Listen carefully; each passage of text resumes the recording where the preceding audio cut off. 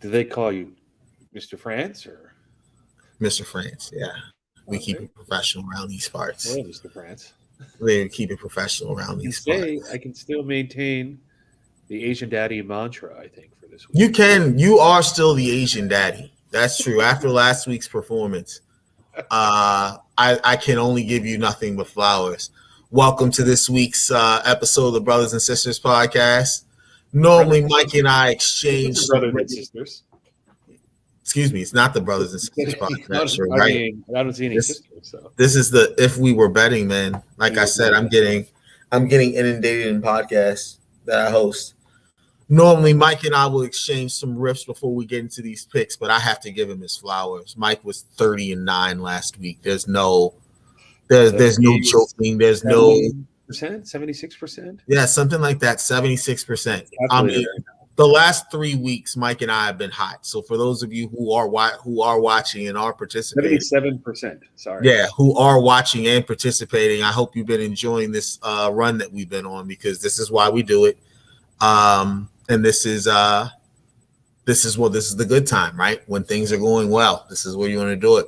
I was 23-14 last week. Again, no slouch, but it kind of sort of pales in comparison to. What were you? 23-14. Let me see what that equals. Let me do some of the simple math here. Mm-hmm. Sorry. Yeah, Mike was 30-9. Up $1,800 last week, and he's up 62%. Yeah, hey, you're winning. Yeah, Mike was 30-9 last week, up what would be $1,800, and now he's up $1,500 for the year. I was 23-14, up about $560. I'm still down over $800 for the year, but that's much better than the $3,000 I would have been down. Up is good. Earlier. Up is good generally. Yeah. Can't complain about up. Up is good generally. How's the week been, sir? It's good. It's good. Winter is coming, so to speak. The warm weather is no longer here up in New York, I would say.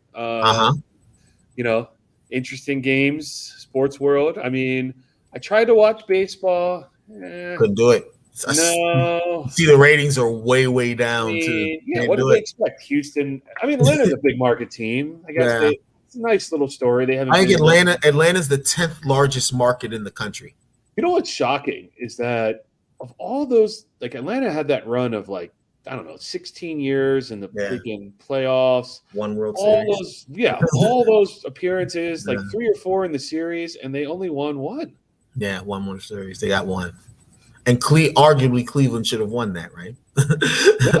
I don't know. I was shocked. I was only won one? I thought at least they only won one throughout all the Maddox, Glavine lineup. Didn't get you guys more than one? Yeah. I mean, people argue that Greg Maddux is the best pitcher ever. You can probably make an argument. You could argue that Glavine was at least the top 5 lefty ever. Yeah, maybe. Well, I mean, we have to get into it. We have to really look at Steve. We don't have to get into that. But they have 3 Hall of Fame pitchers, period. Yeah. And Chipper, who is a Hall of Famer. Yeah, Smoltz is a Hall of Famer. Yeah. Not really on offense, though, right? Terry Pendleton was a good player. He was an MVP. Terry Pendleton. Yeah. That was kind of. And then, I'm just going to say this in absolute terms. I do not support the Houston Astros. Yeah, no, that makes 2 of us. You're speaking. I don't care what you say. I could care less about who's on that team, what players they have. They're cheaters. Yeah, you're speaking for both of us there. I co-sign and co-sign everything Michael has to say concerning the Houston Astros. They're cheaters. Yeah, I don't want to now analyze that team, discuss players.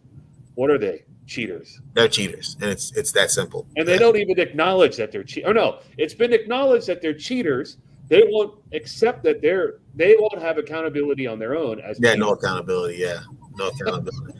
They literally threw a GM and coaches under the bus. They literally got off the hook because they told on the GM and the coach. Yeah, and even though they were the ones who actually carried the action. What was the GM? How was the GM actually part of that? I still don't understand. Who knew it was going? I guess it's a buck stops at the top kind of thing. I mean, was he banging the trash can? No, he wasn't banging the trash can. The players were doing that. That was the Yeah, players. Yeah, that was the players doing ridiculous, absolutely that. ridiculous. And then the worst part of the whole thing is that you had some of the players who were like, "No, like we shouldn't do this," and they were like wholly overwhelmed, and like overrun by the rest of the guys who were like, "We're definitely going to cheat." And I get it. Other teams cheat, sure, but they got caught. So like, what do you want me to do? Yeah, and in the process, ruined the lives of. I don't think anybody's life got ruined. I think the not GM ruined. Okay, so Kershaw hurt. got his. Imagine if Kershaw never got his. Yeah, That would be bad. yeah, that would be bad. Yul Darvish still hasn't gotten his. Darvish still hasn't That's gotten bad. it. So Aaron Judge is Dodgers did win one with probably the majority of the players from that team still on their team. I think Aaron Judge had a 54 home run, 130 RBI season that wasn't MVP worthy due to somebody who was cheating who got the MVP. So like that's what Bellinger's biggest beef was, right? He's like, these guys are like these guys are robbing people. My perspective is this: Houston are cheaters. Period. Yeah, they're cheaters.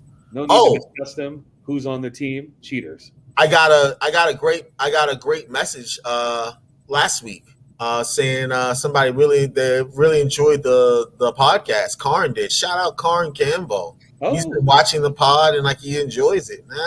Hilarious. Yeah. He says that, quote, he wishes we knew something about football, unquote. Oh. So like that, gotta get a shot. 39. Yeah, gotta get a shot in. 39. Yeah. 30 and 9. I mean, he was 30 and 9. Yeah. I think I know something. I'll be stupid. I don't know. Yeah, no, for sure. What'd you think about the games this week? This is actually a kind of a bad week. Not a lot of the Thursday night matchup is clearly the best matchup. Yeah, that's the cover artwork.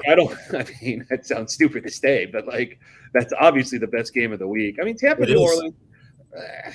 New Orleans didn't look good on that Monday night against the Seahawks. I mean, it's tough to play in Seattle for sure, but like, New Orleans is Dennis Allen, though, is a classic. That guy was an awful head coach, right? That guy was an awful head coach, but like he's a great defensive. That's like the yeah. There's some guys who are just better designed as head assistants than yeah. Monday night games, garbage. Giants at KC. Who's going to watch that? I'm actually taking a risk and starting the garbage KC defense. I have Arizona's defense that I've been running in fantasy.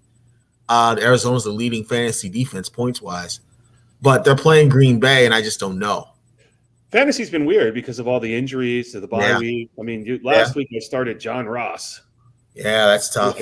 I had 4 buys and 3 injuries. I had 3 of my 10 starters. Yeah. You got to count. I did win somehow. Yeah, count your blessings, right? I'm unveiling the. I mean, you literally got to pick up guys of like whatever, Dernist Johnson or whatever the fuck. I'm rolling with the KC strategy in my fantasy league, and well, Tyreek Hill didn't do shit last week. Tyreek Hill didn't do shit. How about 8-point Patrick Mahomes? Yeah, we'll get into that. I mean, that's like I guess that will end our podcast. But we. I don't know. This week it's a little rough. We've been actually doing a good job of the timing and getting. We've got really good games this week. I'm looking. Man, Dallas, Minnesota kind of can take your fancy on this. Well, it depends on if is Dak playing? Is Dak playing? If not, then I don't know. Yeah, tonight's game. Watch. If you want a quality football game, I guess watch tonight. It's tonight, and that's about it. I was actually looking through. You actually hit the 2. I think Tampa Bay, New Orleans is going to be a good game. I think New Orleans' defense is legit. Miami, Buffalo, no. Carolina, Atlanta, no. Philly at Detroit, no. Cincy at Shy, no. Anyway. I'll pick. I have the order of the games. Mike will definitely give his analysis first, as he is some sort of a guru now, I guess. Something tells me he's going to come crashing back down to earth this week, but let's hope not, because I am a self-proclaimed guru that succeeded. So hey, you're the Asian daddy. Talk the talk and walk the walk this week. Man, you're the Asian daddy, so that's where it is. Asian daddy. You ready to get started? I am. Let's go. First game. So Green Bay at Arizona. Woo. Yeah. There it is. It's tough to see good teams lose guys. JJ Watt's out for the year now. Yeah. That's tough. He was actually pretty good this year. I mean, JJ Watt was a beast, and then injuries. I mean, you can't have severe back injuries and play defensive end. Like that's No, just you not. can't. That just doesn't add up. No, that doesn't. That's not going to work out. So it's sad to see. I mean, he actually had an impact on their team this year for sure. JJ Watt might need to hang it up. When's the last time he finished a season? I mean, is Arizona the best team in the league? I think so. I guess so. I mean, what is this? Minus 290? 275? Yeah. It's at Arizona, 6.5. I think you got to roll with the hot hand. I think Aaron Rodgers is still kind of like playing well, but disgruntled. I think like Arizona's kind of got like a good overall team. It's in the desert. It's prime time. Yeah. Murray's arguably number one now, and he's the MVP front runner. Vegas has him as the MVP front runner, right? Yeah. So Arizona minus 6.5 touchdown. I see it happening. Over 51. I see that too. High scoring game. Yeah. And Green Bay doesn't have their receivers, right? That's where I am. I forgot one has COVID, one doesn't. I don't remember something. It's a contact trace. Yeah. So I don't think they're playing their top two guys. So I mean, you got to go with Arizona over 51, and then Arizona money line. I think Arizona is definitely going to win. 6.5 is a little high. Maybe it's a 3-point game, but like, go roll with the hot hand, right? If someone's doing well, you got to roll with it. I can't see it being 3. I think this is just about right. As a matter of fact, I'm going to have this as a lock of the week. One of my locks of the week. Arizona 6.5. Arizona to win, and then I actually have the under 50.5.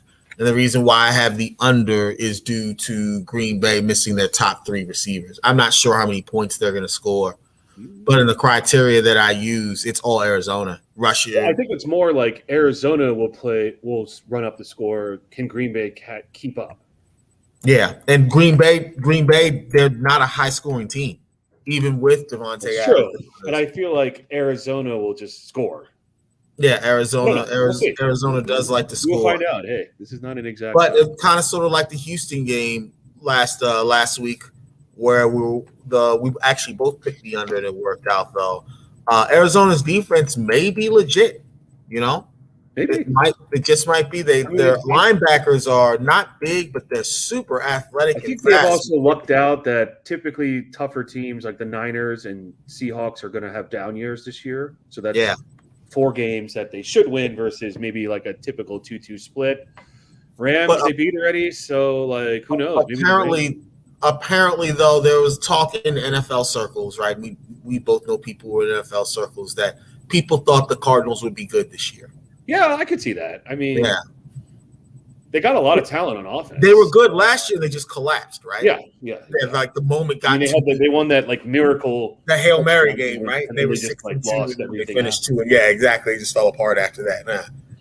Yeah, I agree. I mean, other than the point spread, I think you and I seem to be on same lane. So are we at Arizona at 6.5? Are you Green Bay? You're taking Green Bay plus 6.5 or Arizona minus 6.5? I think Arizona rolls. You go roll with the hot hand. Let's say that. So we're both on Arizona to win. We're both on Arizona with the spread. You say you like the over? I like the over. I think a high-scoring game in the desert, Thursday night lights, high-scoring game. I can definitely see that. Like I said, I have the under because Green Bay is missing their top 3 weapons, right? Yeah. So that's where Mike and I differ on the over-under. All right. We shall see. Next game. Next game, I guess, starts the poo-poo platter of games. Although I'm not sure the poo-poo platter. It's actually teams that are going kind of sort of in a different direction, right? Which one did you pick? Carolina, Atlanta? Yeah, that's the one. I think we have the same order. Yeah, Carolina, Atlanta. What is it? 3? I don't see your lineup. Yeah, it's 3. 3, 160, 45. 140, yeah. 46. So Carolina is going down and Atlanta is ascending up, right? Atlanta minus 160? Yeah. Mm-hmm. The highest drafted tight end of all time looks like he might be legit, right? They're Kyle Pitts? Yeah. They're flanking him out at receiver. He's actually run the most pass routes of any tight end in the NFL. So they are using him like a top 5 Yeah, pick. I mean, again, you hit it on the nail. 3 points. Atlanta's going this way. Carolina's going this way. Yeah. One team was 0-3, I think, and now it's 3-3. The other was 3-0. Now 3-4. 3-4. Yeah, I mean, Darnold is not the answer. Tough luck, Sam. Like, how does that make you feel? Listen, I'm an SC fan. I don't think Sam Darnold has been I don't think he's as good as they had hoped, but I also don't think that he's been put in good positions. Like, what if he was like in like Indianapolis with Carson Wentz type of thing, where he like only has to make certain types of throws and like not fuck it up? I think that's what he's trying to do, right? What if he was in San Francisco, right? What if he was a Jimmy G situation? I think that's what they're trying to do, right? Well, it's also but again, they don't have Christian McCaffrey by far. Their that hurts. Right? That hurts. That hurts. And the Jets were just like a fucking fired. They're still a Adam Gase was not good. I mean, I think actually the Jets are even worse this year. So I mean, I think you roll with Atlanta's got a veteran quarterback. Are they going to make a run for the playoffs? Probably not. But like. We'll get to the Jets later, but I'm very worried about the little quarterback from BYU. Yeah. That guy, their worst fears come to. Atlanta, I think you steamroll Atlanta and then under 45.5. I don't see this being high scoring. Carolina can't score. Yeah. So I'd take Atlanta across -3, 160, and then I'll take the under 46. I just think these teams can't. Like Atlanta can't. I mean, Carolina can't score. This has that feel. I remember the Carolina Vikings game a couple of weeks ago, which you actually accurately picked Minnesota to win and Minnesota to cover, though it went to overtime. I think this is a traditional NFC South matchup, so I think it's going to be close. True. Atlanta killed me last week. I had Atlanta to win, which they did win. I had them covering the 2.5 against Miami, which they did not. They did not cover the 2.5. They only won by 2. I might be still a little snake bitten by that. I also believe in Matt Rule. I do. I do think Atlanta is going to win the game because it's at home, but I'm going to take Carolina with the 3. I think this is going to be a 1-possession game. And it's counterintuitive because the way your explanation, and maybe it's because you're hot, like just makes more sense, right? Like it just makes more sense. Like if you think Atlanta's going to win the game, they're probably going to win it by a field goal as Carolina's ascending down and Atlanta's going up. But this is the NFL, and I just have a feeling that it's going to be closer than what we think. So I'm going to take Carolina. I imagine another 2-point game, possibly even a 1-point game going down to the wire, just because personnel-wise, even though 2 new coaches, right? Arthur Smith and Matt Rule. Yeah. Matt Rule's second year. Matt Rule's second year. This is Arthur Smith's first year. But the familiarity with each other, I think, is pretty big. So, yeah, I'm going to go Carolina +3, Atlanta -160. And I'm going to take the over, too, just because it's counterintuitive. We might have a high scoring. Hey, man, opposite. Maybe it might be opposite day, right? Opposite. And it doesn't feel right, but I think we both know what's felt right and what's worked and what works are often 2 different things. So that might be my weird game, my weird pick for the week. I don't have a lot of confidence in that. I don't think it's a terrible scenario. A lot of these games are close, so and guys are missing extra points all the time. So guys are missing extra points, I mean, that Seattle game, like Myers missed 2 field goals. Saints threw out some guy who'd never even kicked a field goal. Yeah, they did. He did. He won the game. The dude who's never kicked field goals. We're going to talk about that Tampa Bay New Orleans thing. I feel like the Saints have like an identity, right? Like they're really not offense anymore. It's definitely not offense. It's like defense and like not making mistakes, right? They have a championship defense. Get Alvin Kamara the ball. Yeah, they have a championship defense that's like Kamara's going to touch the ball, right? Nobody else really. Don't turn it over, and we're more than happy to play defense, right? That's like kind of sort of where they're going to go. But we'll get to that game later. I mean, I guess we have Atlanta, but then the other 2, differences of opinion. Yeah. One of us is a winner. One of us is a bigger winner. You are the bigger winner. Like I said, I will not be throwing any shots your way. 30-9 is one of the best. That's one of the best days I've ever seen. Picking all the games too. 77% right in all the games. That's absurd, including the money line. Sometimes you're hot. Sometimes you're hot. Here's a divisional battle, right? Turd. I mean, I guess you got to say and the funny thing is, it's not even that Tua's bad. They say it's not Tua's losing these games. He's not. They're just bad. The Dolphins are just bad now. I think sadly Brian Flores has probably lost a little control of this team. They won the first game against the Patriots and then have lost 5 since. So I don't know what's happened with them. Yeah, I don't know. And a couple of close ones, sure, but then just some bad ones too. This is in Buffalo. It's a division game, so you think these AFC. This one's a little tough because it is. I actually kind of think Miami can cover this 13.5. Yeah. I think Brian Flores might be coaching for his job. I think Tua might be playing for his long-term job of am I the guy or not? I think divisional game. I think the Dolphins are against the wall. If they have any shot of making the playoffs, they got to win this game. And then I think Buffalo is not as Buffalo came in. They've been a little hot or cold this year, right? Everyone had high expectations for them. They've played well, but they've also lost a couple games they shouldn't have. I think it's colder, maybe not the best weather up in Buffalo. I think Miami can make this a game in terms of the spread. How we doing? I'm good. So I'm still hanging out, actually podcasting. Yeah. So I would take Miami. I like the lighting here. I would take Miami plus 13.5. Miami. I'll take Buffalo to win. Yeah. And then I'll take the under 49.5. Okay. So ugly divisional game. These are rivals. They like to play. These AFC East games are not against last week's Jets Patriots was horrible, but most of these AFC East games are it's the NFC. Butting heads. Yeah. So a couple of things. I'm with you. I think the 13.5 is too much. Yep. I think it's more like a 10-point game. Yeah. Not necessarily 13.5. So I like Miami there.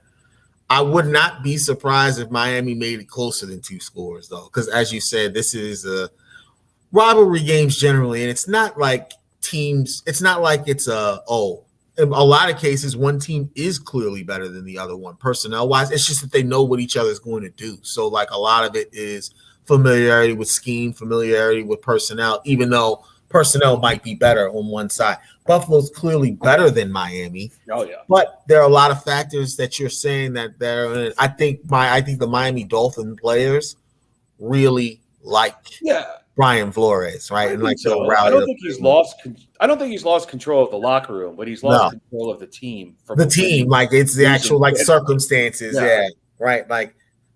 Like you said, they won their first game. I think they're going to lose this one also. So that'll be 6 losses in a row, right? Yeah. We're not going to win this game. Let's take a step back there. But I think Miami definitely. I mean, listen, it's minus 700, 900, minus 905, sir. Yeah, you don't want to take that, but if you have to, Buffalo's going to win, and I think it's under. Right? I don't think this is a high scoring game. I think it's an ugly 23-10, 23-17 game, 23-14 game. I'm with you there. I think 49.5 is too many. I think it's tough to keep Buffalo under 30, right? The quarterback they basically throw every play, and if they run the ball, it's because the quarterback is running, right? So it's a wide open offense. They got 3 receivers. Emmanuel Sanders being reborn, right? That guy's right? And the anti-vaxxer is a nice safety blanket in the slot. So yeah, he is. He's super pissed that he got vaccinated. No.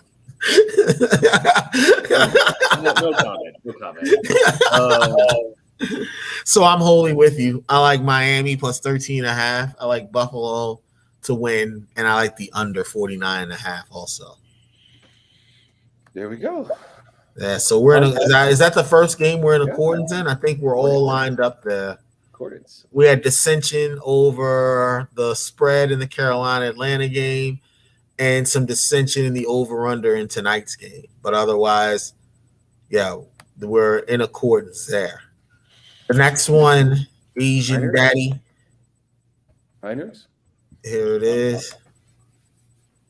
Niners, yeah. This is an ugly game because both of these teams are just not playing well at all. No. I think the Niners are kind of like in a rut. The Bears are really bad this year. Like I don't even think what's his name. The linebacker's playing. What's his name? Roquan Smith. No. The other one, the guy from Oakland, the big guy. What's his name? Khalil Mack. Khalil Mack, I think Is might he be out. hurt. I think so. I saw that on that. Sports Center earlier. So yeah. Yeah. I don't think this is an ugly game. I don't. This is not as bad as Carolina Atlanta, but pretty bad game. We're a long way away from when Justin Fields said this is a lot slower than he thought it would be. I remember that during struggling. They have a bad O-line. Their defense isn't good. They don't have a running back. They have bad coaching. Well, Khalil Herbert's been okay the past couple of weeks, right? I don't know if I'm not saying he's the guy, but I think you got to take Niners fundamentally are a better coached, better team. Right? They are. I mean, I know it's in Chicago, but 3.5, that means the Niners have to win by a touchdown. Yeah, they probably could pull it off. I think this is all Niners. Like, Niners aren't playing well at all. They're pretty toilet. Like, Garoppolo sucks, but, like, they have better weapons. They have better fundamental, like, team chemistry, whatever you want to call it. I will take the Niners minus 3.5. I'll take San Francisco minus 170, and I'll take the under 39.5. Okay, that makes sense. Real toilet game, like 2016, 2013, 2013. So I'm with you on the Niners winning. I'm going to take Chicago to cover, though. Why am I taking Chicago to cover? Simply because if this were 3, I'd probably take San Francisco. The 3.5 gives me pause for concern. I know I could buy a half point, but there's something about Chicago at home. I don't think San Francisco's playing particularly well. We know Chicago looks terrible, but the process is what it is. And when I see Chicago, I see a team that, while it's still hobbled defensively, like you said, they're better than San Francisco in close games. Now, this might not be a close game, but if it is a close game, I like Chicago there. Chicago runs the ball more, which I think will help in keeping it to be a close game because San Francisco likes to run the ball as well. And more importantly, as crappy as Fields has been, and Fields has been crappy, Garoppolo / Trey Lance for 1 week has actually been worse as far as turning the ball over is concerned. Chicago has a better turnover margin, and Chicago's better at getting fumbles, recovering fumbles. So for that reason, I'm going to take Chicago with the points, very similar to Carolina. Although this isn't a divisional game, which was my reason for Carolina. I think for Chicago, I think they're better than what we've shown. I think a lot of this is based upon the blowouts that they've had, particularly like there's a sour, like I'm looking at your face. I mean, Justin Fields is the worst starting quarterback in the NFL. Justin Fields is the worst starting quarterback in the NFL. That is a fact. By far, not even like close. By far, somebody who let's know. There's some bad quarterbacks out there, but it's somebody who pours through the numbers. I see Justin Fields between 30 and 32 on like everything. So he's clearly the worst. Jared Goff is not great either. No, Justin Fields is at 16.7. Yeah, he's not good. He's not Zach good. Wilson is 31. That's not good either. He's Davis Mills is at 32, and Jared Goff is at 33. So those are probably the 4 worst. Those are probably the 4 worst. But Justin Fields is at 16.7 QBR. There is a gap.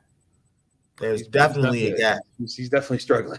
He's definitely struggling. I don't feel good about all of these babies that I'm splitting with these games, but the numbers are what they are. 800 yards passing, 2 touchdowns, and 6 interceptions in 6 games. Yeah. He's broken 200 yards passing once. It's not good.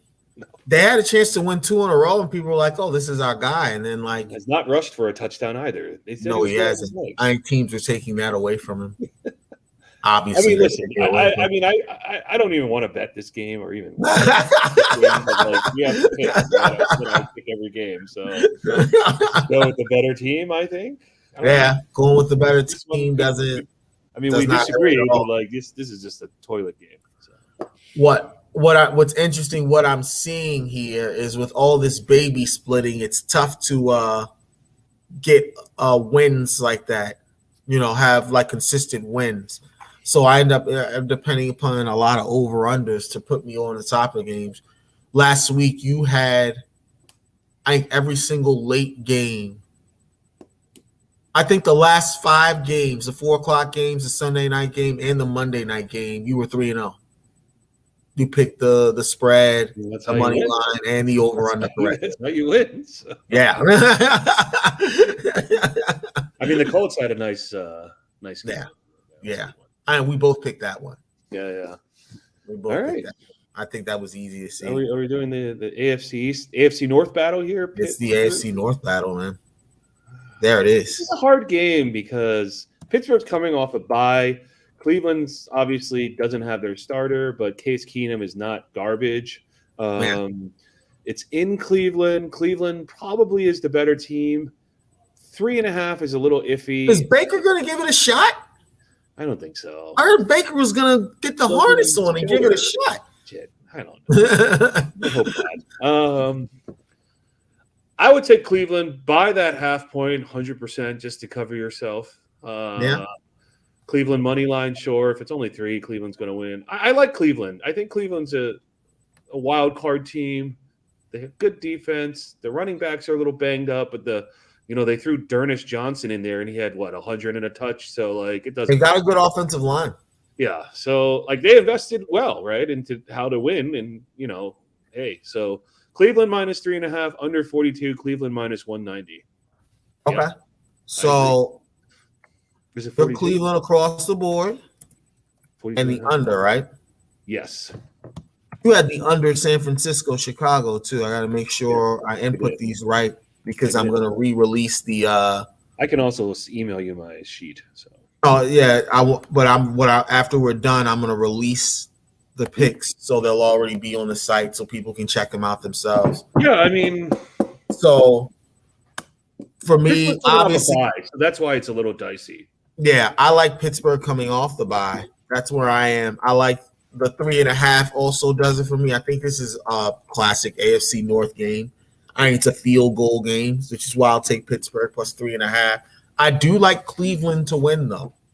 I think Cleveland, to the Mike Shue paradigm, the Mike Shue doctrine, if you will, I think Cleveland picking the team with the better players. Cleveland does have better players at this point. So I do think they're a better team. I don't know if they're going to win by a touchdown, though. I feel like a field goal is probably more in line with where this series has gone. Even though lately it's tilting Cleveland than Pittsburgh. So I'm going to take Pittsburgh plus 3.5. I'm going to take Cleveland to win. And I'm actually going to go with the over 42.5. Why the over? Because both teams are generally even turnover-wise. Pittsburgh's a little better when it comes to being opportunistic. But I think there's points to be had here. I think we're going to see Case Keenum get a little more settled in than he was last week. I think this has a feeling of like a 24-20 to me. A 23-20, something like Pittsburgh that. Doesn't have a good defense, so they have to kind of score. They've become an offensive team. Yeah. Cleveland is a defensive team. So like Cleveland is a defensive team, yeah. Butting of heads. I don't know. I'm not sold on this Pittsburgh Steelers team at all. No. I think they made a mistake in not rebuilding. Like, I mean, obviously they were about 12-0, 13-0 last year, and then they collapsed, or 12-0. But like, I think Pittsburgh's time is with the Big Ben reign is over. Like the other guys are out. Like, Rivers is done. Eli's done. Like, what are you playing for, Ben? Like, you have the rings, or the ring. So like, I don't get it. I think Pittsburgh made a massive mistake not taking last taking this year to rebuild. Yeah. So you would have cut bait with Big Ben? Oh yeah. Would you have cut bait with Matt Ryan? Yeah, I think so. Wow. He hasn't been terrible. Big Ben just looks bad. Big Ben is washed. Somebody said that he's the worst quarterback. You probably could have gotten this year. Yeah, I mean they're 3-3. They're in it. It might have been Ryan Clark or somebody that said that Big Ben he's the worst quarterback in the division now. Matt Ryan? No, Ben Roethlisberger. Burrow, Lamar, and Baker Mayfield. Ben Roethlisberger is the worst one out of them. You could probably make that argument. Yeah. Yeah. So we're a little different. I like Pittsburgh to cover. You like Cleveland to take it at home. Yeah. And then you like the under and I'll take the over. Yeah. Well, someone's going to differentiate themselves this week. Yeah, we got to differentiate. So far through the first, we're not agreeing on a lot. 35-40% of this. I'm perplexed by these small margins that you're hoping all these games are going to be. Yeah. Hey, listen, games are close. Like 1 or 2 points could be it. So like I only go by the numbers. If that's what happens, then you're in luck. Yeah. If not, then you're not in luck. They're not in luck, right? I only go by the numbers. The problem is it's tough with this strategy. It's tough to go on a run and win this way, right? Like literally it has to be close. Unless every game is close. Yeah. Otherwise, you're splitting a baby, so you're losing $10, right? Depending upon what happens, right? So then you're at the mercy of the over/under right now. Yeah, exactly. It's not a winning strategy. It's not a winning strategy unless for some reason you have some sort of miracle run on the over/unders, which I've actually been pretty good with. Could be. But we'll see we'll see. Yeah, there's definitely a lot of baby splitting. A lot of close spreads where it's like I'll take the underdog. Babies if you want to, so. Yeah, I'll take the underdog, but have the favorite to win. All right. You ready? Yeah. Interesting one here. Another trash game. You know what? Detroit's going to win this game. Really? This is their game. Is that where I'm going to take it? Okay, let me take a step back. I like Jalen Hurts. He's my fantasy quarterback for both of my like Jalen Hurts. Jalen Hurts is an amazing fantasy quarterback. He's not a winner. He's probably not supposed to be a starting quarterback in the NFL, frankly. Well, he's a winner. I think he's a winner on the college level, right? 40% of his points in the fourth quarter. Yeah, I think he's a winner on the college level, right? 40% of he's not a winning NFL quarter. 40% of Jalen Hurts' points are generated in the fourth quarter, meaning that the Eagles are losing. He has to either run for touchdowns or throw for touchdowns, and they're just scrambling and like hurry up, like fast-paced offense. Detroit played well last week against the Rams. Like they have probably should have beaten the Ravens. We had to have a miracle field goal. There's 1 or 2 other games. Like Dan Campbell is actually a good coach for this team. They know this year is a wash. They had to rebuild because the Matt Patricia era was terrible, right? So, like, I like Detroit at home. Why not? Yeah. This is a really bad Eagles team, right? Miles Sanders is hurt. They're starting Kenneth Gainwell. Like, they have weapons, but not really. I don't think Nick Sirianni is probably a good coach, to be frank. Like, they don't really have much. Like, I'm not sure how they picked that guy. Yeah. I think they he wasn't like on anybody's radar or anything like that. So they probably went with a cheap option, right? So they went with a cheap option. Yeah. I like Detroit. I'm going to take Detroit at home plus 3.5. Like underdog by a field goal. This is the game they got to win if they're going to win. What happens? They did play the Bears twice, so maybe they. Let's expand upon that. I was going to say, what happens if they don't win? Are you calling an 0-16 for Man Campbell in his first year? No, because they still played. I don't know if they played the Bears once or twice. They should. I think they still have the Bears twice. They should at least win one of those. Yeah. Well, I mean, this is a bad Eagles team, right? They went to Denver last week and got bitched, right? Yeah. So Vegas. They went to Vegas last week. Vegas and got bitched. So they had to go from Vegas to Detroit, 2 road games, back to back. Not a good team. Detroit, 3.5. I like it. That's ballsy. Detroit, 3.5. Detroit money line. Detroit under 48.5. That's a ballsy pick. That's the pick of somebody who went 30-9 last week and is feeling themselves. But my issue is I don't think Detroit's very good. As a matter of fact, I don't. It's not even about them being very good personnel wise. Like they're a new team with a new coach that clearly doesn't know like how to win.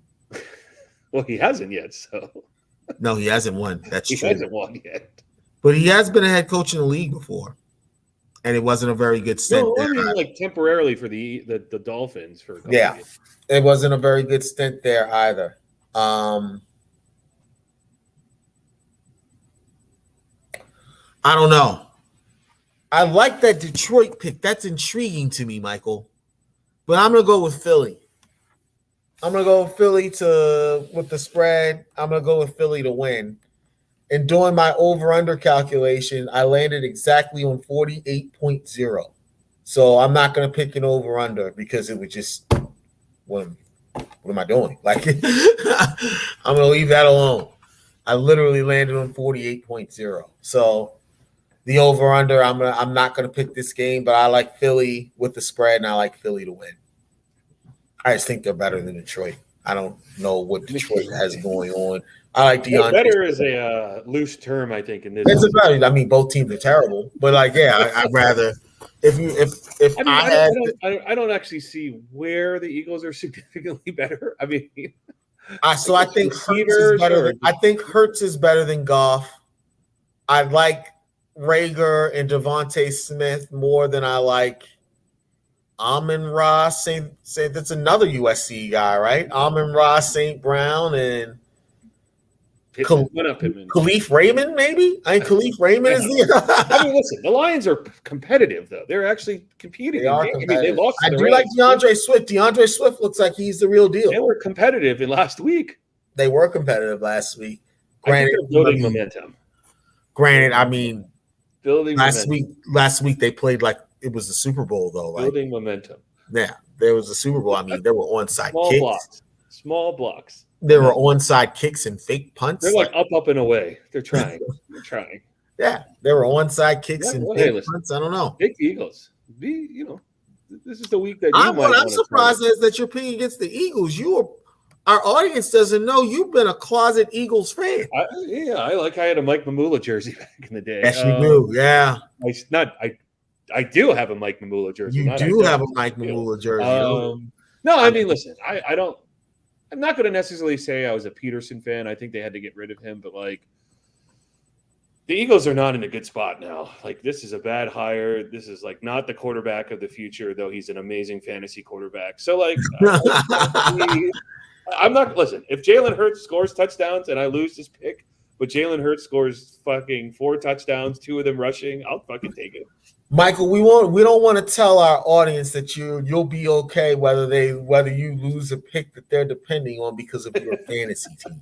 Like that's not the message you want to put out there. I'd rather care more about the fantasy team than my team. So there you go, ladies and gentlemen. I'll pull that card for this one because you can take that. You can take Mike's Philly Detroit pick for what it's worth, based upon that. Or maybe if you're listening, then you know what I'm trying to say. Or maybe if you're listening, we know what you're trying to say, right? And what is that exactly? You tell me. That's for you to figure out. That's for us to figure out. Okay. Next one is also interesting in the sense that people are riding this Tennessee bandwagon. In the last 2 weeks, Tennessee has beaten the Chiefs and the Bills, arguably the 2 best teams in the AFC. Yeah, they have. They're considered dismissed and not good. So, how the mighty have turned, so to speak. And it's interesting, right? Yeah. Same with the Colts. Colts are kind of dismissed, and now they're kind of riding high. Nice AFC. This is actually not a bad game. This would have been the game of the week if Indianapolis had a better record. Nice AFC North battle. I think 1.5, pretty tight game. 1 actually, not even. Yeah, I got it 1. I mean, I'll take Tennessee, man. How's Tennessee going to win this game? Derrick Henry, huh? Period. Yeah, Tennessee has found a formula. Like, don't rely. I mean, they had this last year and the last year before that. Tennessee is a playoff team. Tennessee is going to win this game. They're going to pound the ball with Derrick Henry. The Colts cannot stop off. Their defense isn't elite. I mean, look what Lamar did towards the end of that game versus them, right? Like Derrick Henry, AJ Brown, Julio Jones, Ryan Tannehill. Colts can't stop this defense. I think Colts can put up points and kind of slow it down with their sort of grinding it out offense. But I like Tennessee. I'm going to take Tennessee -1, -120, and then the over 51. So we are a polar opposite here, which is good because the people want variance, and we're giving it to them this week. I like Indy here. I like Indy here because their defense is way better than Tennessee's defense. Even though Tennessee put the kibosh on Mahomes last week, which is still fascinating to me. They did. I think we know. I think if any team, this is another divisional matchup. I think they split both of these games last year. They were both like field goal games, right? Yep. I think so. So they both won't know one another. I think the key here for me is the turnovers. Tannehill's kind of been a turnover machine. Tannehill quietly is not having the year that he had last year, or which the is year why before. they're not as elite from a record perspective. Yeah, which is why they're 5. What are they? 5-2, 5-3, something like that. Maybe not. But I think that ends up being the difference. I think there's going to be a key turnover that's going to result in Indianapolis being able to take the advantage because they are a little bit more conservative. Jonathan Taylor, a lot of Jonathan Taylor, a lot of Michael Pittman, they're running the old it's the old Ravens formation, right? The U formation with the 2 tight ends. It's like Doyle and Allie Cox and then 2 wideouts, and then Indianapolis is not trying to. They aren't going to trick you. like you know what they're going to do. I think that simplified game plan probably helps. I would probably rather, on a talent, just a pure skill perspective, looking at it from a skill set perspective, I'd probably rather have Carson Wentz than Ryan Tannehill. So I'm going to go with Indy at home. I'll take Indy -1. I'll take Indy to win, and I'm actually going to go with the under. I think it's going to be a little bit more defensive. I think in the end, Indy is a little bit better ball control, and I think in the end, although Tennessee leads the league in rush attempts, which makes sense, right? Because as you said, Derrick Henry could have 250 yards this game. He could just Derrick Henry could have 250 yards every game. I've never seen anything like it. It's absurd. He's good. By the way, the Tampa game last game, did you see the footage of like Vita Vea in high school when he was playing running back? No. Oh my gosh. Vita Vea was playing running back, and Vita Vea, for those of you who don't know, is Tampa's like defensive uber tackle. Athletic, like 360-pound D tackle. He's super duper athletic. Went to Oregon. Yeah, went to Oregon. Like he was running back in high school at like 285, 290. Makes sense. And this guy, he's truck sticking like these little guys that he was like playing against. Yeah. And then he was in the open field. He's running away from them. Yeah. It very much reminded, the reason I say that, very much reminded me of that, the Derrick Henry, like high school footage they always show where Derrick Henry is like the size he was now in high school. Like he's like the exact same size. So Derrick Henry is a monster. There's no doubt about that. But we differ here, so that's good.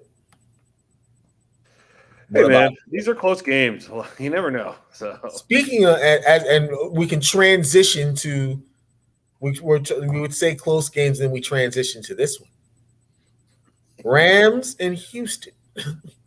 Not a close game. Houston is a disaster. They're an absolute disaster of a team. Yeah.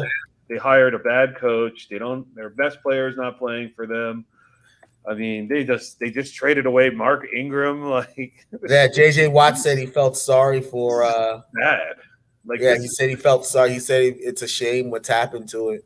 I mean, this is just a decent franchise that's just bad now. Yeah. So, I mean, Rams 14.5. They might win the game, dude. Like, who knows? Yeah. But, Arizona covered I mean, the 17 only and a reason half why the last Rams week. wouldn't win this game by 14 and a half is if they're up by like 28 and then like Houston scores some garbage touchdowns. But like, I don't see this. Just Rams, Yeah. and then under 47 and a half. I mean, how's Yeah. Houston going to score? Like, I don't know. I don't see them. There's a little bit of a college aspect here too, right? Because the Rams are probably looking at Tampa Bay and Green Bay too, right? In games that they all kind of sort of have to win because they all obviously want the 1 seed in the bye, especially. Yeah. And like, you know, I think Atlanta. I mean, Arizona's playing well, so like the Rams got to win every game, so they're going to. Yeah, Rams have to win every game for sure. Yeah, to put it away, and then obviously I'm with you on this. Rams across the board. I have the under 50. No, excuse me. I have the under 47 and a half. Yeah, I don't think. I mean, well, I don't think we know Houston's going to have a tough time scoring. Yeah, they're going to have a tough time scoring. This is bad. This has a feeling you can kind of sort of see it almost like the Arizona game last week, right? Where it's like, okay, they're going to get a sizable lead and they're just going to take their foot off the gas. Yeah. So yeah, this was one of the easier games. I think. Not to say it's going to happen, but pretty easy game. Yeah, I mean, put it this way: the Rams aren't losing this game. Yeah. They may not win by 2 touchdowns. Maybe it's only 10 points. Who knows? But I highly doubt it. I think it's like a 3-4 touchdown blowout. Yeah. And under again, like I don't see how Houston can score points. Davis Mills should not be playing at quarterback. Yeah, I don't think he's ready yet. They don't have any running back. Brandon Cooks is okay, but like I think they're going to try. I feel sorry for Brandon Cooks. Like he has nothing. They're going to try to trade him. Yeah, they got to trade him. Trade candidate for sure. Like if you're Houston, like start the fire. I mean, people were like Houston won game 1 against the Jags, but they're not going to win another game this year. So. No, they probably won't win another game. It actually might not be in their best interest to win another game. Maybe not. But this is a very, very weak quarterback class this year. Very weak. Yeah, so maybe not having the first pick is good. Yeah, you maybe not having a good first pick. Yeah, you can end up makes it much easier. Or like it's just one of those drafts where a quarterback is not the first pick, which is happening. Yeah. Well, is this the Kayvon Thibodeau draft? It might be, right? I heard that this is like not a good skill draft. No, it's not. I'm saying is Kayvon Thibodeau, is he eligible this year? I think he is, right? So I think this might be his draft. I don't know if it's been 2 or 3 years. I mean, I think it's not an elite draft. So no, maybe not finishing last is good. No, I think it works out for him in the sense that yeah, there's no elite quarterback. But hey, there's no elite quarterback. He was the number one. Where did Joe Burrow come from? Yeah, he was the number 1 player in high school. Right? It's been 3 years. No, but I'm saying like, where did Joe Burrow come from? Yeah, Joe Burrow came from nowhere. Yeah, nowhere. That guy wasn't even on radar. No, he wasn't. Was not great. Was not great. So could not beat out Dwayne Haskins. Hey, Matt Corral might win the rest of his games, beat Alabama, and be the number 1 pick. Maybe. My issue with that is I don't know if you can take Matt Corral one. I think there's a choice between people were like Burrow. And choosing between quarterbacks, yeah, maybe the quarterbacks were at the top. I mean, Houston, if they finish dead last, needs a quarterback. I think that's obvious. They probably need a quarterback, but if you can't get a quarterback, take the pass rushing defensive end, right? Take the dominant. They did that, and it didn't necessarily pan out for them. Mario Williams, I believe. They did. They made the playoffs. I mean, it's panning out for Cleveland, right? Much more so than the Baker Mayfield pick. Like Myles Garrett is way better than Baker Mayfield. There's not a lot of Myles Garrett's out there. but they're not a lot. I mean, I don't know if you saw it. I watched the it's like the Jadeveon Clowney thing, right? That's what it is. That's who I think that's the comparison, right? I don't know how he's gonna top out in the NFL, but he's not gonna be bad. Well, you could argue that Jadeveon Clowney is not a wasted number 1 pick. No, you have to make the argument. He's like a 3-4 time Pro Bowler. A lot of injuries, right? Correct? So he's also not super elite either. No, he's not. He's not. He hasn't been the game record. I don't think he's actually even broken more than 10 sacks in a season. Yeah, but he's had like a bunch of 9-sack seasons. He's also not hating on Jadeveon Clowney. Surprisingly, he's also good against the run, which I'm not hating on Jadeveon Clowney. I'm just. But no, I get what your point. I get what you're saying. Your point stands. It's right. He hasn't been elite. He hasn't been the dominant game wrecker that people thought he would be. But that's kind of sort of what I saw last week, though. Not to get to college, but I watched a lot of that UCLA Oregon game. UCLA was a favorite, by the way, in Oregon. It was weird. I don't like Brian Kelly. I think he's a terrible coach. But yeah, they couldn't block Kayvon. He's a gimmick coach, Brian Kelly. Gimmick coach.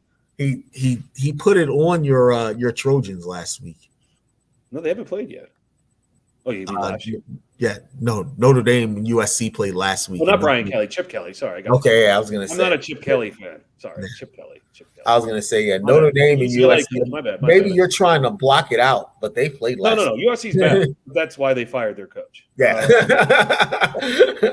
One leads to the other. So I'm not surprised that they may not win anymore. Here's one. Chip Kelly is a gimmick coach. Sorry, Chip Kelly. He is. They run the ball. They got an identity for sure. Gimmick coach. I don't like that. You can't win on gimmicks. So they were soundly winning that game last week until Dorian Thompson-Robinson got hurt. Speaking of Burrow, I was gonna say it was a perfect transition, a perfect segue. It's almost the New York Jets are god awful. The Jets are bad. Are the Jets better with Flacco than Zach Wilson? I don't think Flacco's starting. I think that white dude, Mike White. Mike White's starting. Oh no, not the white guy. Well, he is white, but he is white. His last name is white. I think that guy's starting. I mean, regardless, if you're a Jets fan, I'm pointing at you and laughing if you start. Do not start Joe Flacco. I mean, the fact that this game's only 10.5 is surprising to me.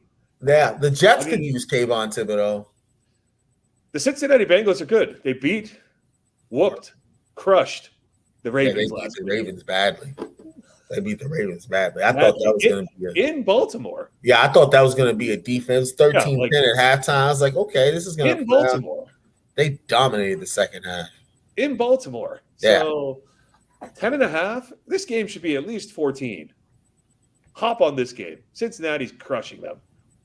All right. Cincinnati minus 10.5. Cincinnati minus 405. And then the over 43 because Cincinnati will put up like 35 points. So I'm back to my old ways. I have the Jets covering. How? I want the Jets. How? I have the Jets covering. They just lost to the Patriots by 56-20 last week. Yeah, I think that's exactly why I have them covering. I think this line is influenced by the Jets being crushed by the Patriots. I also think Cincinnati's going to have a letdown after their big intra-division domination of the Ravens. So I just think 10. I think they can win by 10, but I think the Jets are going to put up a fight.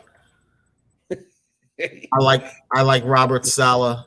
Maybe it is Halloween, so maybe it is Halloween. Did you have the over? Did you have the over or the under 42? Over. Yeah, I'd be over 42 also. So the Jets are gonna. I mean, sorry, the Bengals are gonna put up like 40 points. Period. The Bengals don't really score a lot of points, though. They just scored a lot of points against the Ravens last week for some odd reason. The Ravens. Yeah, they put a lot. Yeah, the Bengals they were scoring before then. I think like 22 a game or something like that. They don't score a lot of points. They put up a lot of yards, but they don't score a lot of points. They haven't been that good in the red zone. However, they weren't good against the red zone. The Ravens in the red zone last week. Burrow threw the pick. They scored all their touchdowns were long touchdowns. The two Zona touchdowns. The Jamar Chase touchdown. Who's going to cover Jamar Chase on the Jets? No one. You can make an argument. At least you can make the argument the Ravens could put up some points, even though their offense was bad last week. Like, how are the Jets going to score? Yeah, I don't know how the Jets are going to score. The only thing I can think of is a Flacco appearance. Flacco does know the offense. Come on. All right, whatever. Take the Jets. I'm not going to make fun of you. I'm not going to live. I'm going to let you let's let you do your thing. This guy, like I said, once you think you got the league figured out, realize maybe I go 9-30 this week. Who knows? You realize you don't have the league. I could easily go 9-30 this week. Who knows? Yeah. And it's like, oh, okay. These things have changed. We're going to the 4 p.m. now? Yeah. We're at the 4 p.m. guys. Oof. England at the Chargers. I like this game. It's actually a dicey game because the Chargers had the bye and they got crushed in Baltimore. Crushed. Yep. The New England Patriots are riding high, but then they also beat the Jets. Yeah. I think Herbert has a good bounce back game. He looked really bad against the Ravens, bad. I think this is actually all Chargers. I'm going to take the Chargers at home to win by a touchdown. I'm going to take the Chargers to cover the money line, and I'm going to take the over 49. Okay. So we are exact opposites here also. This is my I didn't mean to interrupt you earlier. I was going to say, this is my Detroit game. You had your Detroit game where you have them winning.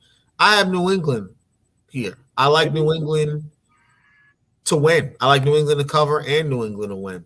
There's something about the Chargers that the Ravens exposed that I think Bill Belichick will wholly take advantage of. The Chargers, New England's defense is better than the Ravens' defense. The Ravens' defense, quiet as it's kept, is pretty shitty. Real shitty. Yeah, it's pretty shitty. It's like it's not even debatable. They are just bad. So. Yeah, I think they're 20th or 21st in the league in defense. They're third against the run. What they do is they jump on teams in the beginning, so you have to throw the ball, and then they tee off on the pass rush. But in a game that's close where they actually have to defend the pass, they're terrible, awful.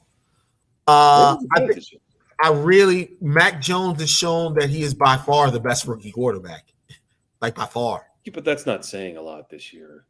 Why is it not saying a lot? Because 3 of them are just bad. Well, Trevor Lawrence is supposed to be generational. Trevor Lawrence is okay, but as we've just discussed 20 minutes ago, Justin Fields is at 16 quarterback rating. Wilson was at a 24 quarterback rating, and Davis Mills is hurt. 28. Yeah, Lance is hurt. Yeah, I think congrats, you're the best, but are you good? Also, I've seen that guy. Is the top 10 quarterback? No. Is he a top 15 quarterback now?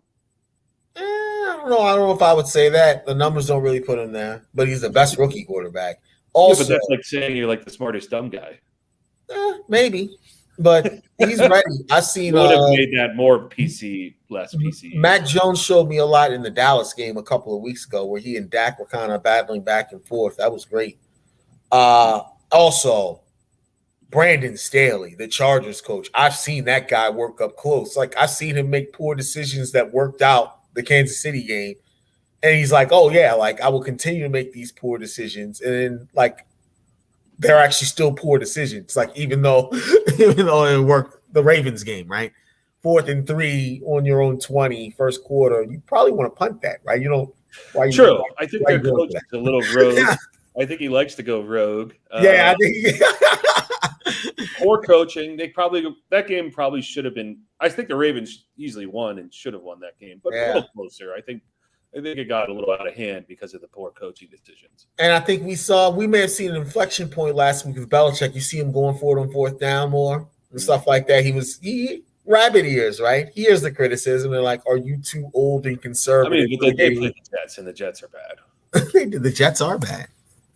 I don't know. Hey, listen, if you want to defer all 3, then defer. Are you too old and conservative for football in 2021? This is a big game to Belichick. All right. I think the Patriots will either determine if they're for real or not with this, and I think they come out with a win. Maybe. We shall see. I do. Rolling along. Mm-hmm.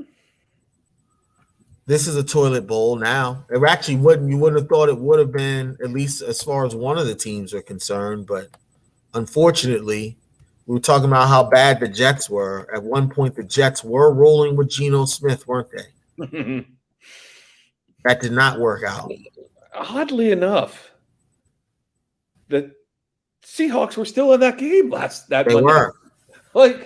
Geno, it's hilarious because they're going – it sucks for the Seahawks, right? There's no Chris Carson. There's no No Russell. Like you're going with Alex Collins and Geno Smith. Like, Yeah. And Alex Collins, I think, is even a little banged up. So you're going with whoever, the Rashard Penny, who also. No, Alex Collins. They're rolling with Alex Collins. He's healthy. Anyway. And you have DK, who's awesome. Mm-hmm. So, like, it's a weird. I don't know. The Seahawks just haven't been good. I even with Russell, I don't think the Seahawks team is really, how would you say, like elite. But no, you know, I actually almost want to pick Jacksonville in this game because Jacksonville coming off the bye is looking like, obviously they had some distractions because I guess Urban Meyer is dancing with drunk chicks, but like, you know, not a good look. But they won a game. They've been close. Like, you kind of want to take Jacksonville in this game, but I think going to Seattle, playing in Seattle on the road is a lot. Yeah, and I think it's going to be hard for Trevor Lawrence to pull off this win. So I think you got to. And Seattle looks good at home. They almost beat the Saints at home last week. So I think you got to go with Seattle -3. Got to go with the under because both these teams are not going to score a lot of points, and you got to go with the money line Seattle. So I'm going with the over. Why I'm going with the over is because I think the Seattle defense, that's the best they've looked in a while. I think they can confuse Trevor Lawrence. Trevor Lawrence is a turnover waiting to happen. So I think they're going to be a lot of short field set up for Seattle, which is why I too like Seattle to win and Seattle -3. But I'm going to take the over. I think they're going to be their points to be had. I think we're going to see more. We're going to see a less conservative game plan. Also, I think what affected Monday night too was the weather. It was raining. Both teams are like, we can't let the turnover fuck this up, right? I mean, that was like the Sunday night game too, when it was raining too, right? It was weird. Those Sunday and Monday games were just like bad weather. They were bad weather, shitty games. Yeah, I don't know. Yeah, I mean, Monday night was pretty bad to watch. So, like, hey, maybe Seattle wins. Who knows? So. Yep. Fair enough. What do you have next? We've got Skins? We got this. We've got the Washington football team. Refuse. I'll call them the Skins. Oh, again. Let me ask. I'm going to throw in a weird PC question. We're doing a deal with a Latin America media company. I called it Project Nacho. Is that racist or not? Wow. Wow.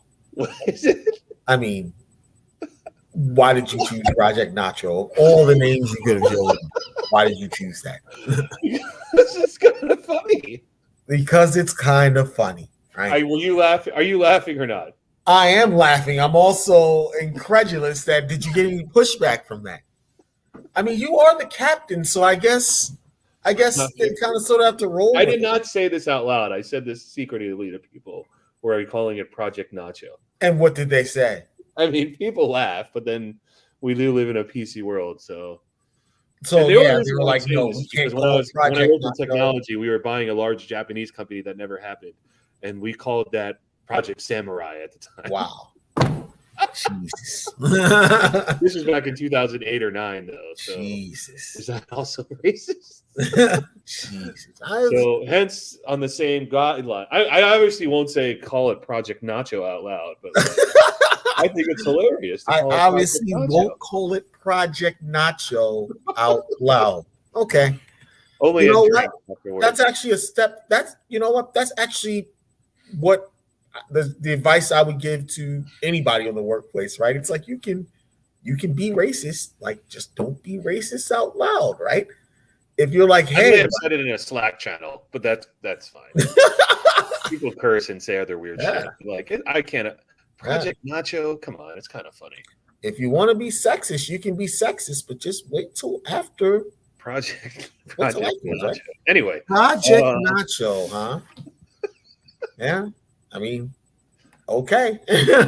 Anyway, Skins -140 plus. All right, this game's weird because both of these teams are like not good at all, but like people think they could be better. It's you know what I mean. Like this is like a weird game. It is because Washington is underachieved. Their offense has sucked. Their defense. Taylor Heineke's not it. Their defense is even worse, which is supposed to be an elite defense. Denver has a good defense, some injuries now, and their offense sucks. Yeah. Denver's first 6 linebackers are hurt. Like they're trading for linebackers and elevating practice squad guys. So the fuck is going on? Disaster of a game. But hey, let's pick the home team. Denver -3. Hard for Washington to come and play in Mile High or whatever they call it now. Denver -3. Denver -160. Under 43.5. Low scoring game. Teddy Bridgewater makes less mistakes than Taylor Hanke or Heineke. Denver home field advantage. Give it to them. They can cover this 3. So Washington did look better last week though against the Chiefs. They did, which is why I'm not picking the spread here. Washington looked better against the Chiefs. Also, by my calculations, this should be a 3-point line, and it is a 3-point line. So again, I'd be picking what? I don't know what I'd be picking. I do like Denver to win, as you do, but I'm going to take the over 44. I think Taylor Heineke, as we saw last week, he's due for some turnovers for sure. I think they're going to be against a good defense. There's going to be short fields, and I believe Javonte Williams is back. So they'll have both running backs back. Denver's had a ton of injuries, as you said, but some of those guys are coming back this week. Although I think Jerry Jeudy's still out. They were talking about him coming back this week, but I think he's going to be out. Because it's the end of IR. Yeah. It's the end of IR. This is a bad game. Yeah. This has kind of been the prevailing sentiment this week is they're not great games. Like we said it though at the beginning. Some real bad games this week. Yes, there are. And we're in the last 2. So three more games. What 3? Well, there's still Tampa, New Orleans, and then Dallas, Minnesota, and New York Giants. You're right, they're 3. Yeah, that's exactly what I have. But let's get this is actually a good game. Yeah, I'm not going to pick the spread, but I like Denver and the over 44. Mike is taking Denver -3, Denver -145, and the under 44. Correct. So let's get to what would be, in my opinion, the game of the week, if not for the Thursday night game. A lot of factors here, a lot of interesting storylines, right? Yeah, Jameis, can he beat his old team? I mean, can Jameis beat his old team? Got rid of him and then won a Super Bowl with an old man. So that's got to make you feel a certain kind of way. Now Tom Brady actually leads the league in passing yards. He does. And so you're putting this old – I mean, yes, Tom Brady's the GOAT. But Saints have a great pass rush. you also are putting an old man in that as a quarterback, and he's better. Against a team with a great pass rush, right? So – this is a hard great pass rush and a good secondary. Saints are – I don't know. The Saints are like – they kind of changed their identity. Like there's a couple times when they're like, this is how Jameis has grown up. He like didn't throw the ball like to an interception. He ran the ball or like ran out of bounds or something. But he's kind of shittier now, though. He's still bad. That's what I'm trying to get to. He's not He's good. kind of shittier now. Like I like the 30 pick Jameis. Like, he made some throws where you're like, wow, how the fuck did he make that throw? Like you see the talent. 30 picks. Yeah, you see the talent. Like this guy, I don't see. This guy's like a game manager. Like I don't see touchdowns, 30 picks. Nah, and like 5,500 yards. 39 touchdowns, 30 picks. And like 5,500 yards. Like that, Jameis. Like you can see the talent. Much better team. I mean, this is a hard game. It's in New Orleans. I'm gonna go with Tampa Bay -5.5. They got to win by touchdown. Like, if you know how you beat New Orleans, stop Alvin Kamara. Like, and stopping Alvin Kamara is easier than stopping like Derrick Henry, right? So, I think Tampa's defense can. This is like Tampa's defense is D-backs and weakness is the but and New Orleans can't. New Orleans doesn't have that weapon. They don't even have receivers, right? Yeah, they don't have receivers. Like this matches up very poorly for New Orleans from an defense perspective. So I'm going to take Tampa Bay on the road. I think they're kind of rolling now, 5.5. I think money line. I think over 49.5. High scoring game. I just don't think that New Orleans offense matches up well against this defense. So I like Tampa to win and Tampa to cover for the reasons that you stated. Basically, it's a bad matchup, right? You exploit Tampa defensively because they're weak in the secondary, but New Orleans all of a sudden is like this conservative running team. Yeah. That plays defense. Alvin Kamara is their best. I think Alvin Kamara had like 90% of their yards last week or something. And for that reason, it's why I'm taking the under. I'm taking the under 50 because I think it's going to be New Orleans trying to, shorten the game, length of possessions and things like that. But I'm with you with Tampa winning, Tampa in the 5.5 and Tampa winning. I'm with you there. I just think it's going to be the under. Here's another the Sunday night game. I mean, if Dak plays, obviously that's the factor. Right now, Dak they said they were optimistic. That's the last I heard. Dak wants to play, obviously. Yeah. I don't know if Dak is going to be able to play. Minnesota's not bad this year. I mean, listen, now that Dalvin's kind of back to 100%, Minnesota's a good team again, right? So they're not good. They are a good team. So pretty good. Yeah. In Minnesota, I think Dallas is still better with Dak. If Dak plays, you got to take Dallas -2.5. I think Dallas is the better team. Dallas could be undefeated now. They barely lost to the Buccaneers. Mm-hmm. They also barely beat the Chargers too. So anyway, Dallas is -2.5. Field goal, I would take Dallas. I'd take Dallas money line and the over 55. But this is a tricky game because all that changes if it's not Dak. So I'm with you, Dallas with the line, Dallas with the money line. I'm assuming Dak is going to play.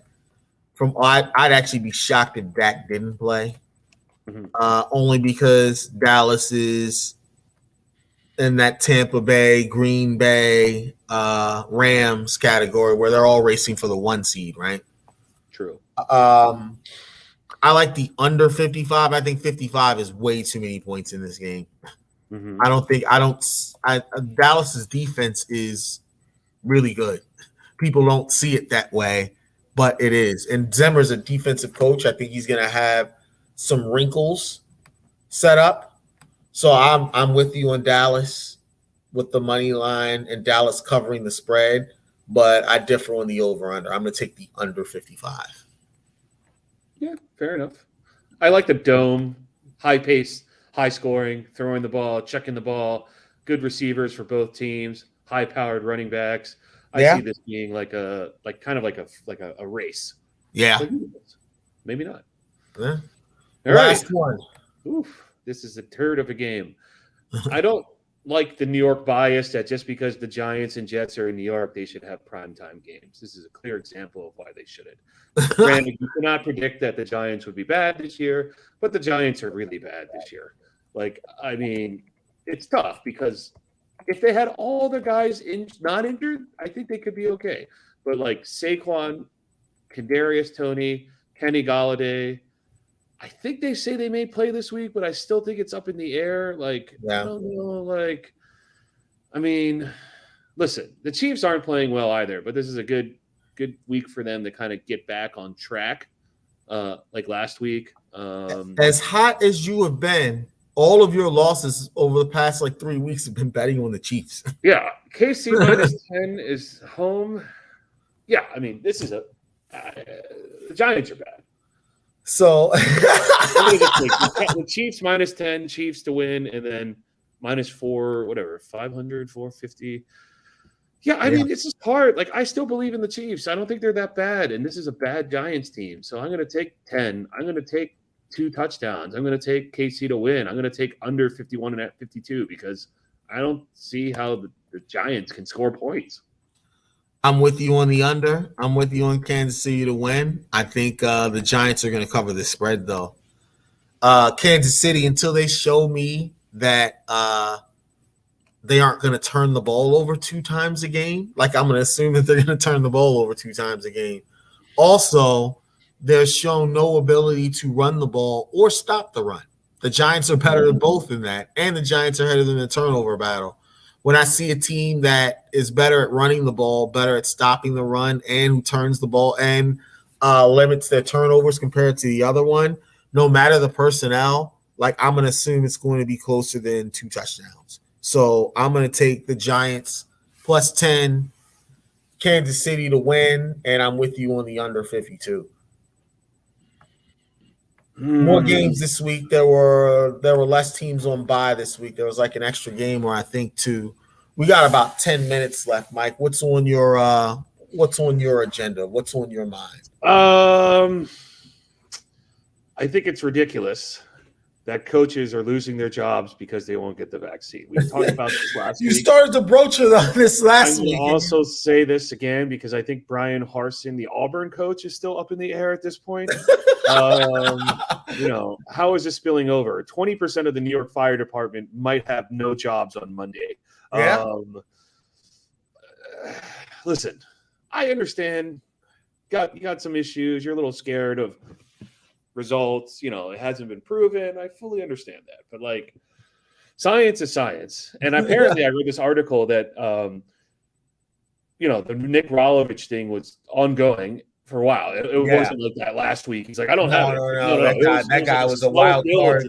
And that guy's been building for a while. Washington State virologist spoke with him. I read somewhere that like literally their like AD or someone was like, why don't you talk to this guy? Yeah. And it's like a professor of like diseases or virologist or something. And like the guy was like, yeah, like he had a lot of weird questions. He asked if Bill Gates developed it. Yeah. And was tracking it. You can find this article. It's like ESPN or something. Like, he went that route, but then he also came back and was just like, I'm worried about the side effects, etc. But he did go down the like conspiracy route. The conspiracy route, yeah. Like tracking. Yeah. No one is tracking you because of the COVID vaccine. I've had people be like, so you just believe what people tell you because they went to school to become doctors? And I'm like, yeah, they've done the research and they've done the studying. Yes. Like that seems like a pretty good reason for me to believe what they say. As opposed to the guy on YouTube that has a nice collection of GIFs and memes talking about the coincidences of the vaccine. Yeah, it's tough. I'm getting, and what's interesting is what's happening in New York, right? I think Kyrie is looking for a reprieve. I wanted to get to that point that there was actually there's been protests. I saw that. There's some Nazis showing up to it, like neo-Nazis are like at the pro-anti-vax, pro-Kyrie protest at the Brooklyn. Yeah, Barclays Center. Yeah, I saw that. A couple of neo-Nazis showed up. I was like, I didn't even know this was an animating issue for them. Kyrie's stance is, I don't want to be told to do what I have to do. Like, yeah. You're getting paid $35 million, buddy. Well, that's he's forfeiting generational money. Like you're spitting in the face of thousands and millions of people who would love to be in your position.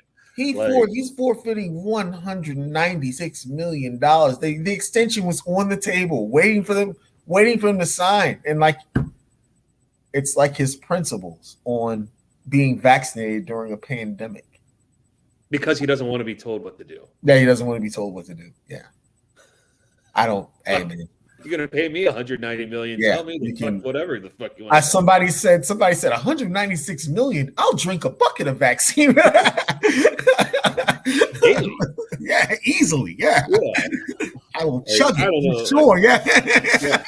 I don't know. I mean, I just think like call it what it is, but like it's just messed up. Period. So. Sad. The transition is there too. Seeing that we were talking about Brooklyn and the thing, what do you think about the NBA season that started? Mike and I will get into more NBA football reigns supreme during this, but we'll crank it up. We'll step it up. I used to be a college basketball guy, but it's a diluted product. Yeah, it's a diluted product now. And as I was explaining to people, like the NBA, like I'm an NBA fantasy. I love the NBA, but you don't want to be following the NBA day to day. Halloween, Thanksgiving, Christmas, MLK Day, Valentine's Day, St. Patrick's Day, April Fool's Day, May Day. That's generally when you want to, check in the NBA and like step up your you're focused on it. Otherwise, like Yeah, it's 82 games. Like are it's there any too many. surprises? Golden State's doing well. Golden State's doing well. Harden is struggling under the new rules. You know, all of those guys who hunt for fouls under the new rules, they're struggling. good to see the Knicks are continuing some good momentum from last year. Knicks have a big game tonight. Bulls are 4-0. I mean, the Bulls kind of rebuilt their squad too. I think they're better. They got, the big boy Vucevic. Yeah. They got guys now. DeMar DeRozan. Yeah. Zach LaVine, Lonzo Ball. They got a good team. LaVine, DeRozan, Vucevic. That's a good team. They got a good team. I don't know who Patrick Williams is, unfortunately, but I'm sorry, I just don't. Yeah. He averages 6 and 2, so he was Florida State's sixth man 2 years ago. They was drafted. I don't really know who Patrick Williams is, but I don't see it either. This is a good starting 4. Yeah, it really is. Not 4-point power forward is weak for them. Outside of Vucevic, they have Alize John. Big up front, they're a little weak now, but Vucevic is a 2010 guy. He's not bad. You agree with Gonzaga being the number 1 team in college? Yeah, why not? I mean, they return most of those guys. Drew Timme is a very good college basketball player. Yes, They also now recruit McDonald's All-American. Yeah, that guy Holmgren is going to be a lottery pick. The tall white guy shoots threes. Skinny guy who's number 1 draft. Yeah, he's the number 1 recruit. So number 1 recruit. He's a top 5 pick unanimously too. That skinny white guy. So yeah, I mean, listen, I feel like now Gonzaga has found a niche where it's not only about the weird transfers or the diamonds in the rough. They're getting guys. They just recruit guys. Yeah. And they're now a competitive Final Four consistent team. So few with the suspension for the first game, right? Yeah, exactly. Not a drunk, but he's in butt-fuck Washington. You gotta make fun of people when they get DUIs. You're just you can't do it. We know too many people who've gotten them. My pick I'm still on the Rams bandwagon. Yeah. The Chiefs bandwagon is a little shaky. It's getting shakier. I feel like the NFC is just a much better conference than the AFC. Yes. Are there our Steelers buddy texted us last week making fun of how the Ravens lost. And the Ravens lost. Spectacularly. The Ravens lost spectacularly. The Ravens are in a tough spot because they definitely need to probably make a trade or two to get better. If they don't, then they're stuck and bad. They don't have a good O-line. Ronnie Staley signed a multi-million-dollar deal and has been injured since. And has been injured pretty much since. I mean, good for him for signing the deal, right? This is exactly why you want to sign the deal. Then? 1 game? Yeah. This is exactly why you want to sign the deal, right? For the long term. Yeah. I mean, look, you get hurt in the NFL. Would he have kept Zeus Jr.? Yeah, I don't know. That's a fun game to play. I think we're both, even though we have our reservations, I think we're both probably inclined to agree that the Ravens are going to keep Lamar. Do you keep Baker Mayfield if you're Cleveland? If they make the playoffs, yes. If they make the playoffs with Case Keenum manning the team, what does that say for Baker Mayfield? That's different. True. There's some questions on a lot of these guys. These situations is this, and I think I've said this before. If you have a top 15 quarterback, you don't get rid of a top 15 quarterback. But the range is very drastic, meaning the top 5 are much, much, much better than the top 15. Yeah. But then the return on rebuilding or finding a new quarterback is not better if you have a top 15 quarterback already. Yeah. I know that sounds weird, but if you think about it, it actually makes sense. I'm trying to think who are the free agent quarterbacks that are going to be out there. Who are the Ravens out there? Because it's a week. We already discussed it's a weak quarterback draft. Yeah. No, I mean the Ravens aren't going to draft a quarterback. That's ridiculous. But no, I'm talking about Cleveland. No, let's say Cleveland doesn't re-sign Baker. Who do you go with? Mitchell Trubisky's going to be off free agent. Why not go and get Matt Ryan and try to win? Matt Ryan, man, try to get it together for a year. I don't know. Maybe Jimmy Garoppolo doesn't. Yeah, he's going to be out there. That's a good pick. That's a good one. Garoppolo and win. I don't know. I mean, Cleveland's a difference because they're ready built to win. They just have some deficiencies particularly at quarterback. At quarterback, that's where the deficiencies are. Yeah. I mean, if you're Cleveland and you're a playoff team and you have most of your core outside of Baker, why not go for Matt Ryan? Yeah.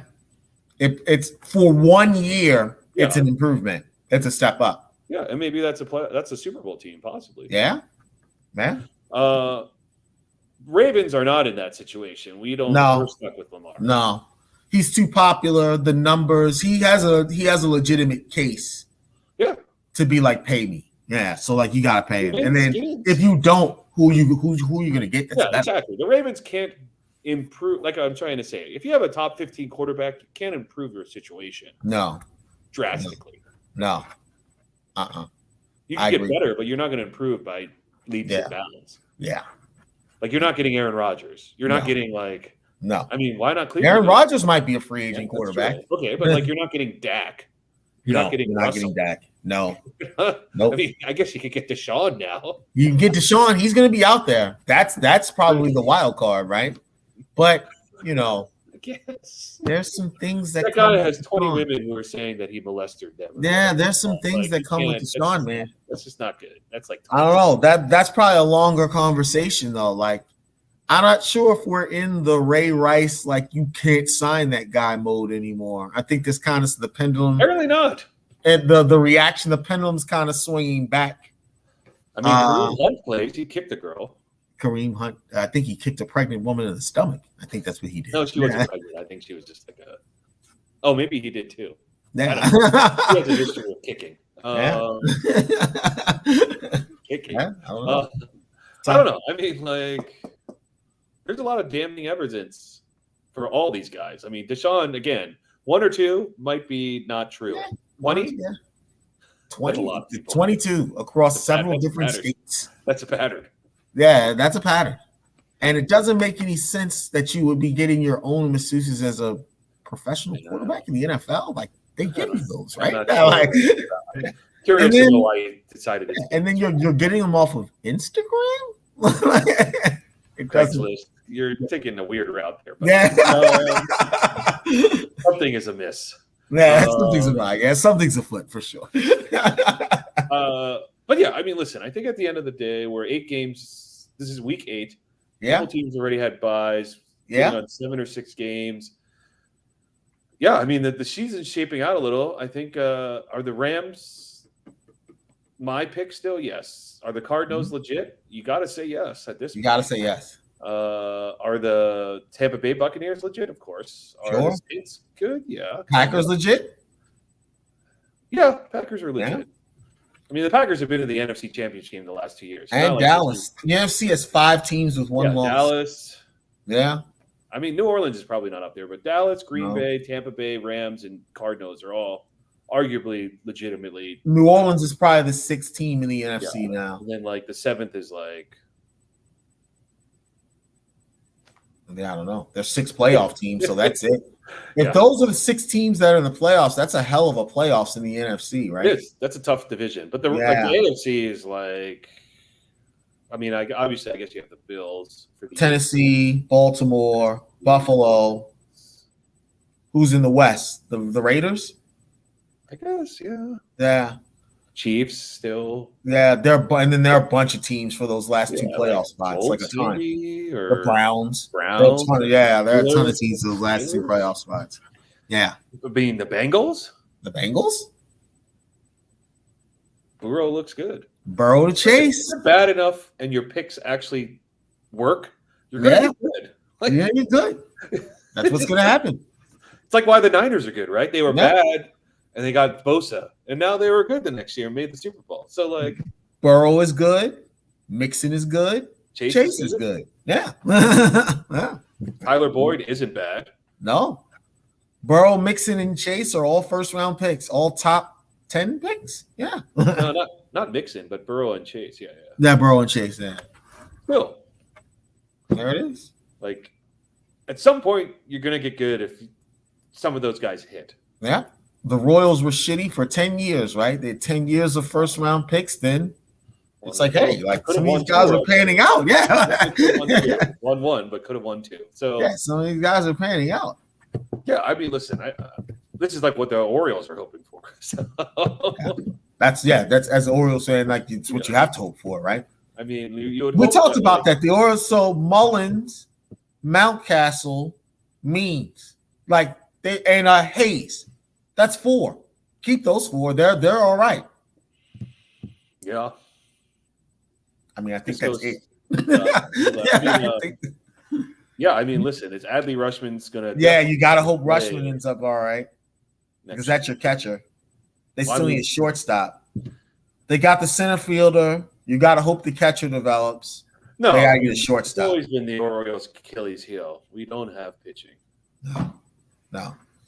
I think I'm not sure you develop pitching now. Well, okay, the Marlins develop. Well, pitching, I guess right? if you don't need sad to see Charlie Morton get injured, by the way, but I guess you just need the what's it called, the 2-inning guys. I don't know. Yeah, man, we actually might be heading that way. The nerds might be taking us that way. You might not need nerds are good. Yeah, the nerds are good. Yeah, the nerds are good. This is particularly at baseball. So yeah. Hey, listen, I want the Braves to win. Fuck the Astros. You're a bunch of cheaters. Astros, and that will end back where we started, ladies and gentlemen, with the Astros being dirty cheaters that we want no parts of. No part of it. No part of it. I don't want to even discuss them. Neither. I don't even like the Braves. I could care less. Yeah. I watched 2 innings the other day. That's all I cared about. I've yet to watch any innings in the World Series. I don't even watched it. I actually did not watch a single minute of the AL Division Series. Yeah, nor did I. Yes. I did not watch a single minute because I hate the Red Sox and I hate the Braves. I mean, nor did I. And also, Alex Cora, he's a cheater. But so that's yeah, he's a cheater too. I mean, listen, I'm excited basketball. I like some NBA. I watch a little. It's nice it's nice to live in a city when the team is good. The Knicks were so bad. Knicks are good again. Knicks are good. I actually bet the under Knicks 41 and a half. No offense to people who live in Brooklyn, but it's definitely still a Knicks town. Yeah. Nets have been good, but this is a Knicks town. Knicks are good. Yeah. I'll even throw a little hockey in there occasionally if it's on. I don't care. But why not? I don't watch baseball. There's 5 hockey teams in the New York, New Jersey area. Baseball is a bad product. So I don't watch baseball now. We will not end this podcast slandering baseball, sir. All right. Besides, baseball appeals to our approaching age group, 53 and over. Fair enough. That's where baseball. This World Series is a bad product. It's a bad product. You have to think that baseball did not want the Houston Astros back in the World Series. Of course, they wanted Boston Dodgers. Yeah, Boston Dodgers would have been it. Yeah, it's not hard, but hey, guys at Fox and TBS are fuck. When they yeah. You got to sell money, but not making that much. Not making money, and then you see they have to be delicate. You can't really talk about you can't cheating, bad mouth oh shit, the Braves won. Yeah, yeah. We'll see. I mean, listen, it'll be an interesting series. You know what? If it goes to game 6 or 7, I'll watch. I think that's what a lot of people's consensus are. If it goes to 6 or 7, they'll watch those games or whatever. But otherwise, it's not going to happen. I was on a listserv where people were talking about that. They're like, if it goes to 6, I'll check out 6. And this will be probably one of the first Thursday night games I'm looking forward to watching. Usually, I can't wait. The Thursday night matchup has been a little shitty recently. But it's a good one. Well, apparently, even in the league, they think Thursday night games are terrible. Well, that's because they clearly someone was talking. There was on First Take or something 17-game season and Thursday night games are just terrible ideas. Yeah. You just diluted the product and made they're trying to squeeze every bit out of that. 17-game season is absurd. Absurd. What? 17-game season is absurd. 17-game season is absurd. It's not even an even number. One. It's not. That means you have some teams play more or less home games, which also is insane. And then I imagine they're going to flip it. I imagine it's probably headed towards an 18-game season rather than back towards a 16-game. Which, to be honest, would probably make more sense than a 17-game season. As we've seen when it comes to labor negotiations, and Mike and I will get more into the business and analytics and stuff, probably when there aren't football games to pick. But when it comes to labor negotiations in the NFL, all owners have to do is tell players, we'll give you a little bit more money. Misrepresented by DeMario Smith or DeMaurice Smith or whatever the guy's name. The players have never been adequately represented by anyone. They always lose. Well, it's tough. There's a the lifespan, the number of players. It's just a machine. It's just a you got cycle like 53 of players times 32 versus 30 times 30 or 12 times 30 or 15 times 30, right? So like there's just so many more. And then again, it's like you're running through like guys every 3 years. Yeah, every 3 years you're running through guys. Yeah. You so can't, like it's just like not. It's actually good. No, like larger continuity in terms of the labor force being able to consolidate their opinion well. The pattern is distinct when it comes to the NFL. The owners throw the players a little bit more money in exchange for the owners getting to do whatever they want to do. But I'm going to say this: there are going to be. I mean, they were arguing today there won't be, but I think there will be. Are all teams going to try to win all 17 games, or are they going to load manage? Load manage. People were trying to argue maybe not because it's going to be close. That would be interesting. If that's the idea of you could have some teams that are, there could be 2 or 3 teams that are like 14-2, right? What do you do? Yeah, that's interesting. Like they were actually trying to argue. I think it was First Take or Get Up. I don't remember, but like there may not be load managing because of that. Yeah. I think that that extra game that's in odd numbers really because they said that 15 of the last 16 Super Bowl champions have had a bye in the week 1. Gotta have a bye, yeah. It's just football. It's just so much football. So much football. So, you gotta because of that, everyone has to play every single game. Yeah. Fair enough. But I think teams are still going to load manage. They're just going to be like, we can't. Strategic.